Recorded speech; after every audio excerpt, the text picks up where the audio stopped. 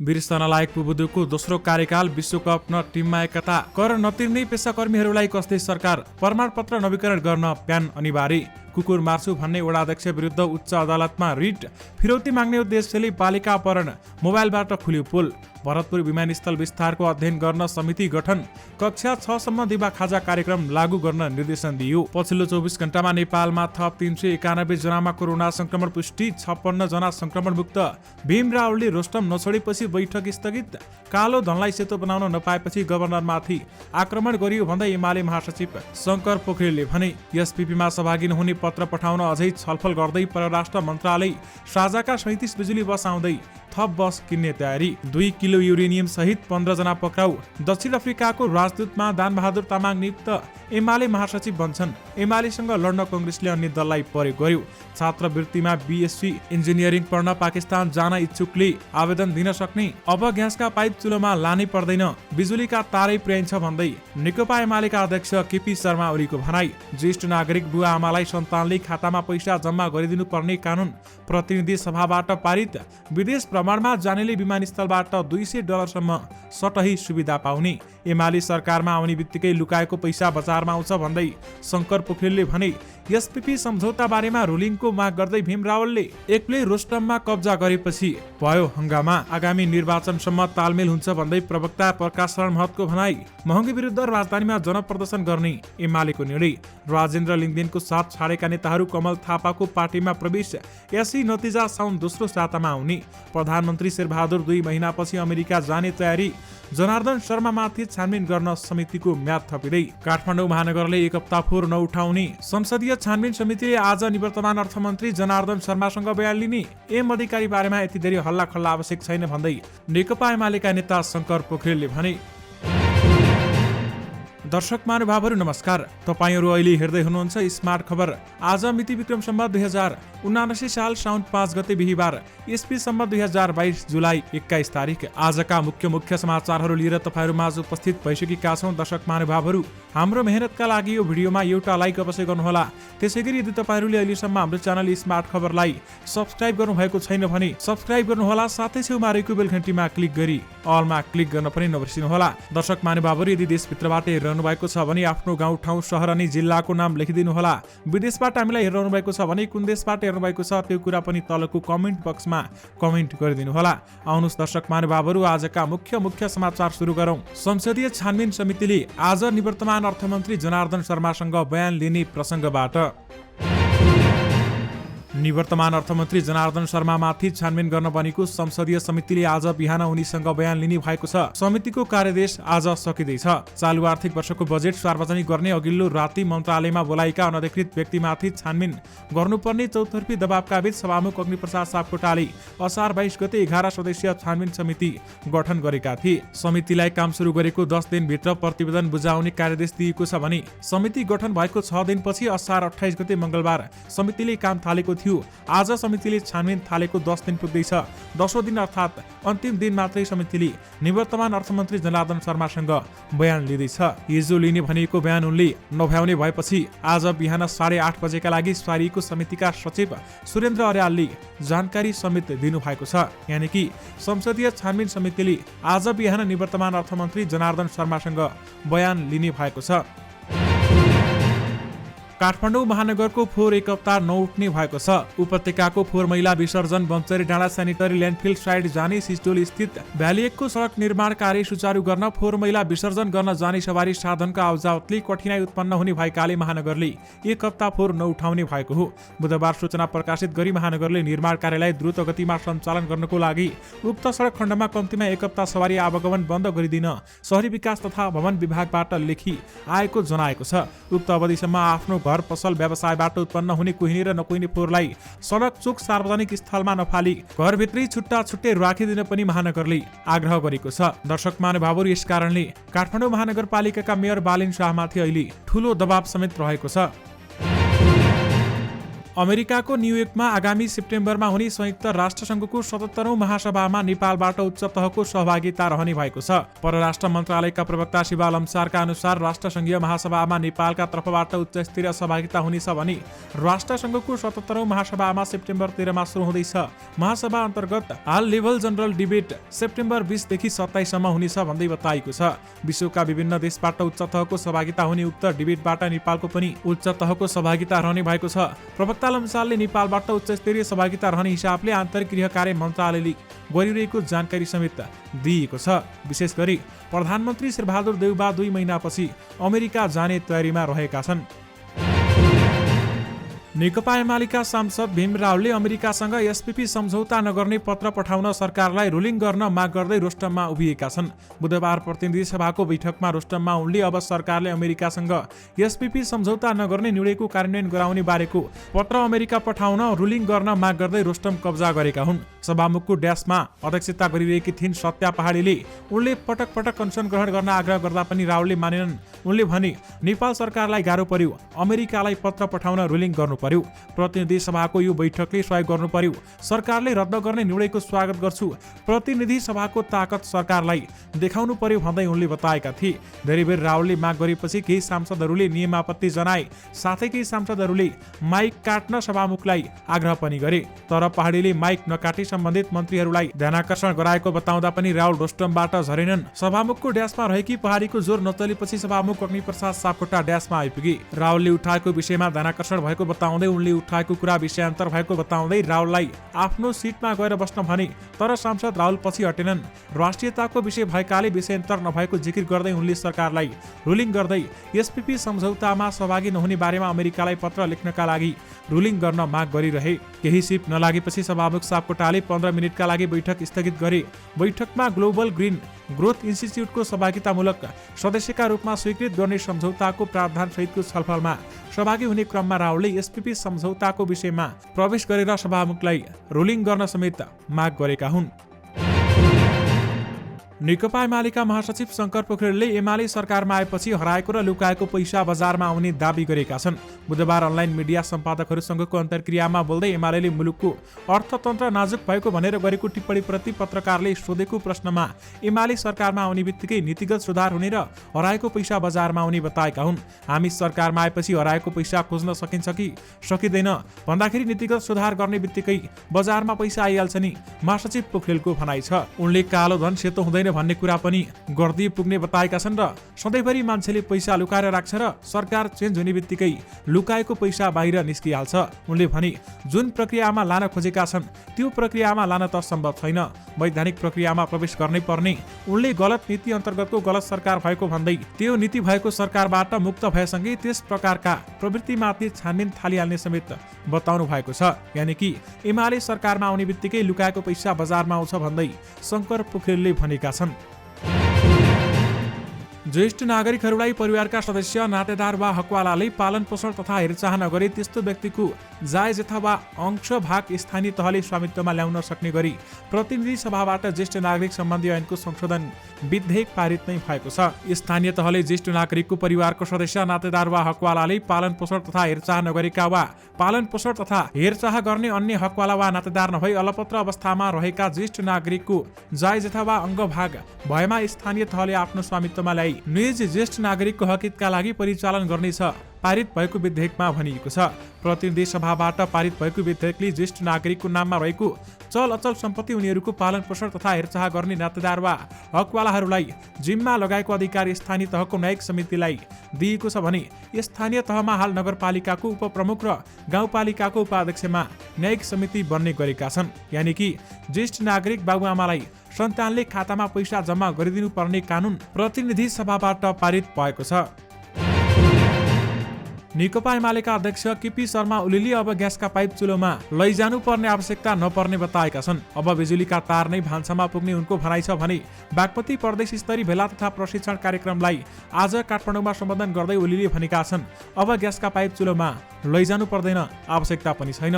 उनले अगाडि भने चुलोमा ग्यास ल्याउन सकिन्छ, नहुने कुरा भन्दै थिए। पानीका पाइप चाहिँ लान सकिने, ग्यासको पाइप चाहिँ लान नसकिने हुन्छ। अब ग्यास चाहिन्न, अब त बिजुलीका तारै पुर्याइन्छ। तर सानातिना पाइप चुलोमा नभई आफूहरूले पेट्रोलियम पाइपलाइन नै बनाएको ओलीले बताएका छन्। भारतबाट अम्लेशगञ्जसम्म ठुला पाइप जोडेर पेट्रोलियम पदार्थ झारेको उनको भनाइरहेको छ। साझा यातायातले थप बिजुली बस खरिद गर्ने प्रक्रिया थालेको छ। 3वटा बिजुली बस ल्याएर थप 27वटा बस ल्याउन अन्तिम तयारी गरिरहेको साझाले थप बसहरू ल्याउन नयाँ प्रक्रिया सुरु गरेको हो भने साझा यातायातका सञ्चालक भूषण तुलाधरका अनुसार बिजुली बस निर्माता र आपूर्तिकर्ता कम्पनीलाई आफूसँग उपलब्ध भएको सुविधा र विशेषताको स्पेसिफिकेसन दिन आग्रह गरिएको छ। कस्ता कस्ता बसहरू बजारमा छन् भन्ने अध्ययन गर्न पनि यसले सघाउँछ भन्दै उनले भने कुनै पनि राम्रा विशेषताहरू रहेछन् भने हामीले ल्याउने बसमा त्यसलाई समावेश गर्न पनि सहयोग पुग्छ।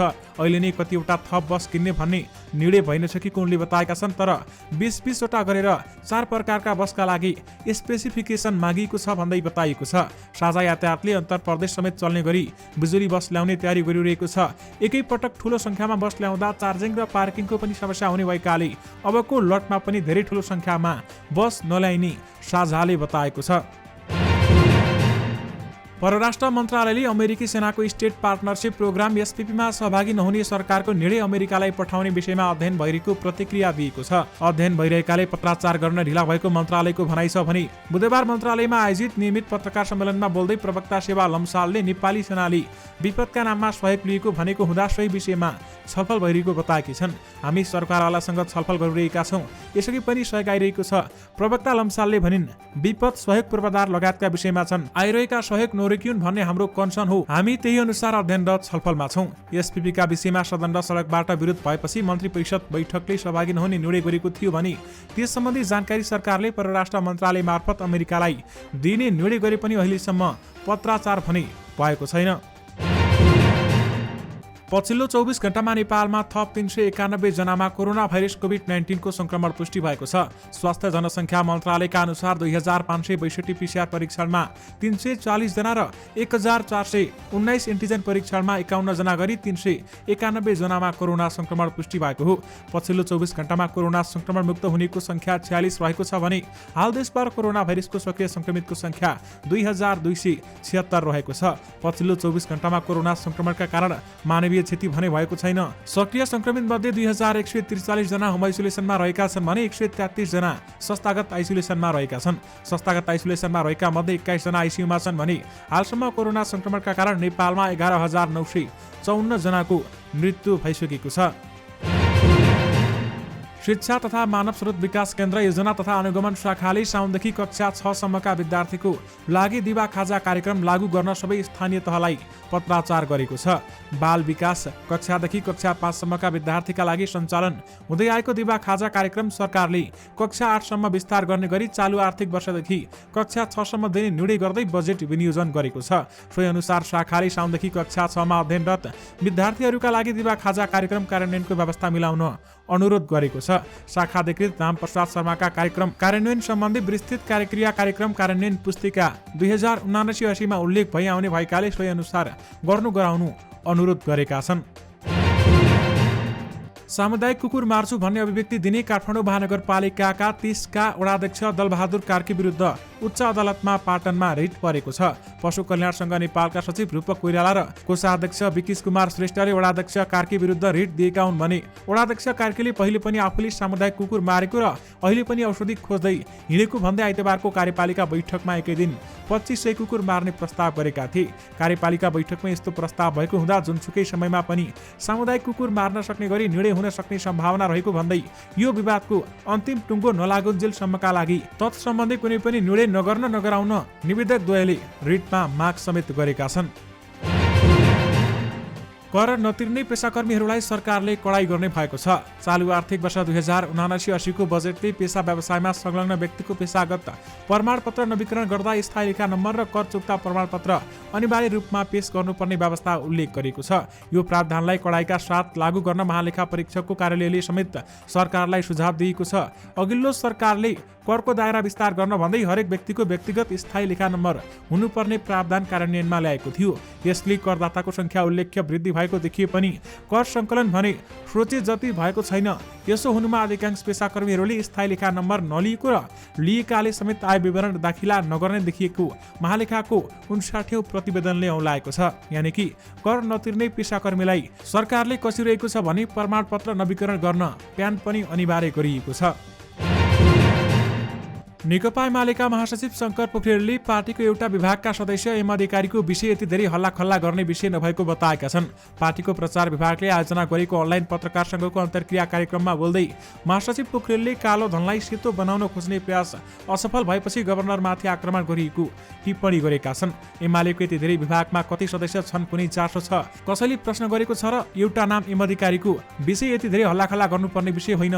पोखरेलले भने गभर्नरका विषयमा जे आइरहेको छ त्यो कालो धनलाई सेतो बनाउने योजना असफल भएपछिको प्रतिक्रिया हो भन्दै बताइएको छ। एम अधिकारी गभर्नर महाप्रसाद अधिकारी हो भन्ने आरोप सत्ता गठबन्धनका दलले लगाइरहेका बेलामा एमाले स्पष्ट जवाब पनि दिन सकिरहेको छैन। हाम्रो पार्टीले एम अधिकारी गभर्नर होइन भनिसकेको छ उनले भने। उहाँ गभर्नरले पनि म होइन भनिसकेपछि यही विषय उचालिरहनु कालो धनलाई सेतो बनाउने प्रयत्न हो भन्दै बताइएको छ। करका दर हेरफेर गरेको र सीसीटीभी फुटेज मेटाएको विषयमा छानबिन गर्न बनेको संसदीय छानबिन विशेष समितिको म्याद थप हुने भएको छ। 22 असारमा गठन गरिएको समितिले पाएको 10 दिनको म्याद बिहीबार यानि कि आज साउन 5 गतेदेखि सकिँदैछ भने तर कतिपय विषयहरू अध्ययन गर्नुपर्ने भएकाले समितिको म्याद थप गर्ने तयारी भइरहेको छ।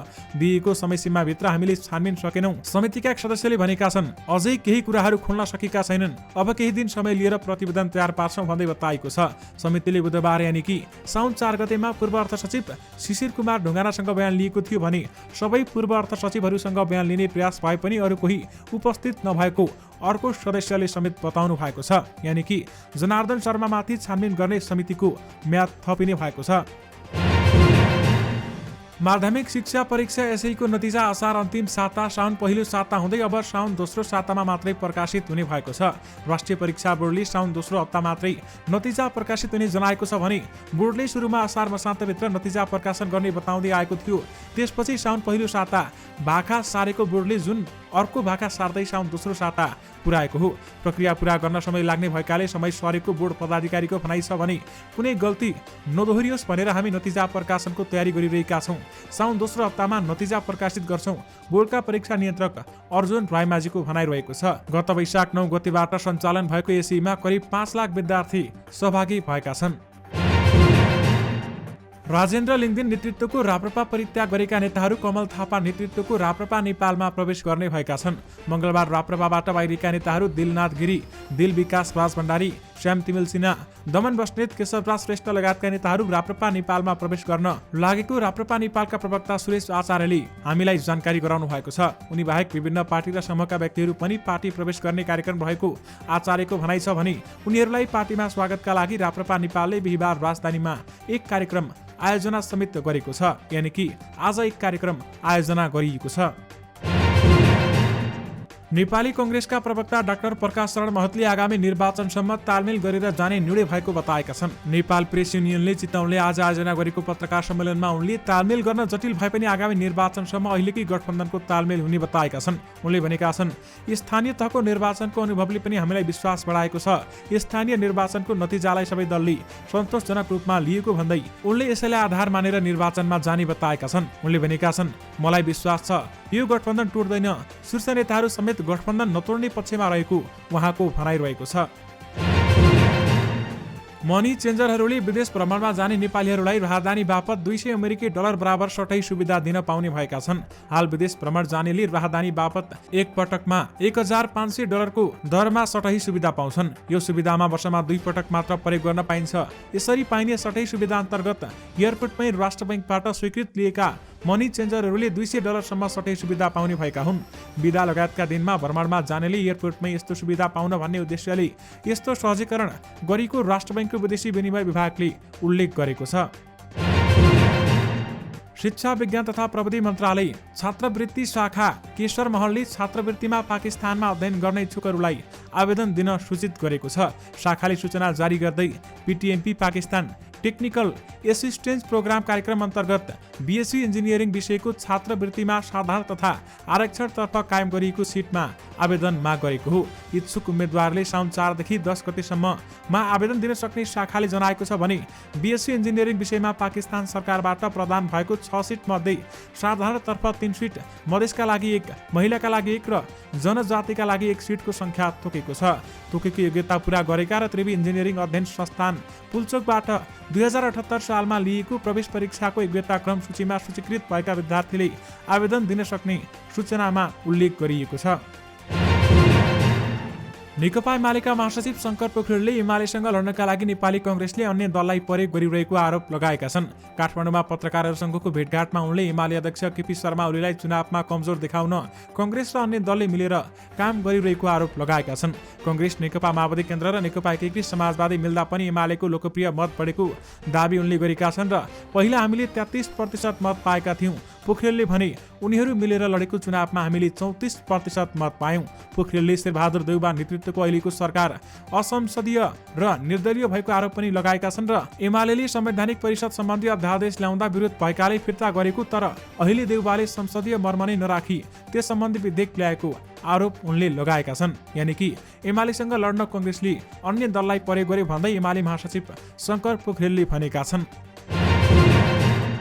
दक्षिण अफ्रिकाका लागि नेपाली राजदूतमा दानबहादुर तामाङ नियुक्त भएका छन्। बुधबार राष्ट्रपति विद्यादेवी भण्डारीले तामाङलाई राजदूतमा नियुक्त गरेकी हुन् भने मन्त्री परिषदले राजदूतमा सिफारिस गरेपछि तामाङको नाम संसदीय सुनवाई समितिले नियुक्तिका लागि अनुमोदन गरेको थियो। मोरङ प्रहरीले 2 किलो युरेनियम भनिएको धुलोसहित 15 जनालाई पक्राउ गरेको छ। विराटनगरको छुट्टा छुट्टै स्थानबाट 2वटा समूहलाई पक्राउ गरेको हो भने बिक्रीका लागि आएकाहरूलाई विराटनगरको 2 स्थानबाट पक्राउ गरेको जिल्ला प्रहरी कार्यालय मोरङका प्रहरी उपरीक्षक शान्तिराज कोइरालाले बताउनु भएको छ। कोइरालाले पक्राउ परेका भरिया रहेको बताएका छन् र उनका अनुसार साउन 1 गते 1 किलो 87.3 ग्राम सहित विराटनगर 9 ट्राफिक चोकबाट 8 जना पक्राउ परेका थिए भने साउन 3 गते विराटनगर महानगरपालिका 3 को दुध फारम नजिकैबाट 987.6 ग्राम सहित 7 जना पक्राउ परेका हुन्। साउन 1 गते प्रहरीले मोरङ धनपाल थान गाउँपालिका 7 का 41 वर्षीय शिवशङ्कर पासवान, 43 वर्षीय प्रदीप पुरी, 44 वर्षीय लक्ष्मण शर्मासँगै अन्य 15 जनाहरूलाई पक्राउ गरेको छ।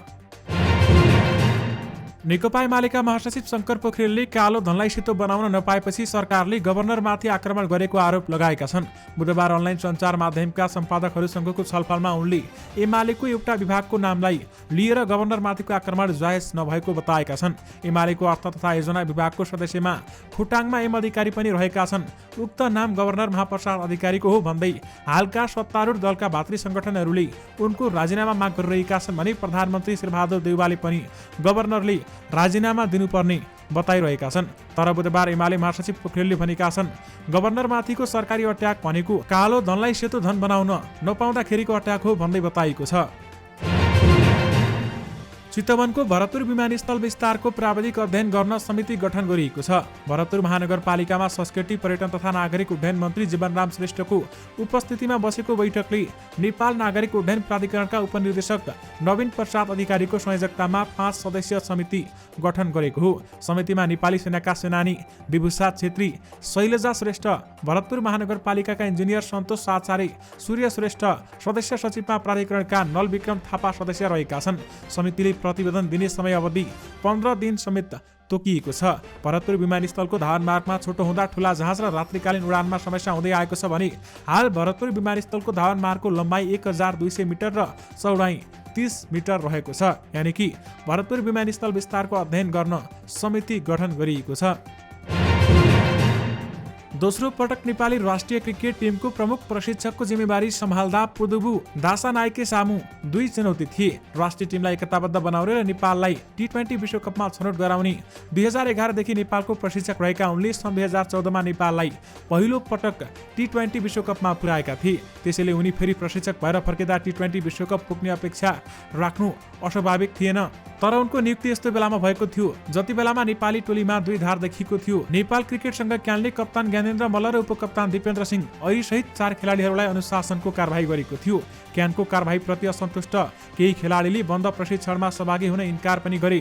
केही खेलाडी भने कप्तान सन्दीप लामिछानेको नेतृत्वमा प्रशिक्षणमा गएका थिए। टिममा देखिएको यो दरार मेटेर 2022 को अन्त्यतिर अस्ट्रियामा अथवा अस्ट्रेलियामा हुने T20 विश्वकपमा नेपाललाई छनौट गराउने उनको जिम्मेवारी पनि थियो। यानि कि बिर्सन लायक पोदुबुको दोस्रो कार्यकाल पनि रहेको छ भने विश्वकप न टिममा एकता भन्दै अहिले चर्चा पनि भइरहेको छ। दर्शक महानुभावहरू, यो सँगै तपाईहरुमाझ आजका सबै मुख्य समाचारहरू पनि राखिसकेका छौं। फेरि पनि तपाईहरुमाझ नयाँ रिपोर्ट तथा नयाँ मुख्य समाचारको साथमा उपस्थित हुने नै छौं। अहिलेलाई भने मलाई बिदा दिनुहोस्। नमस्कार।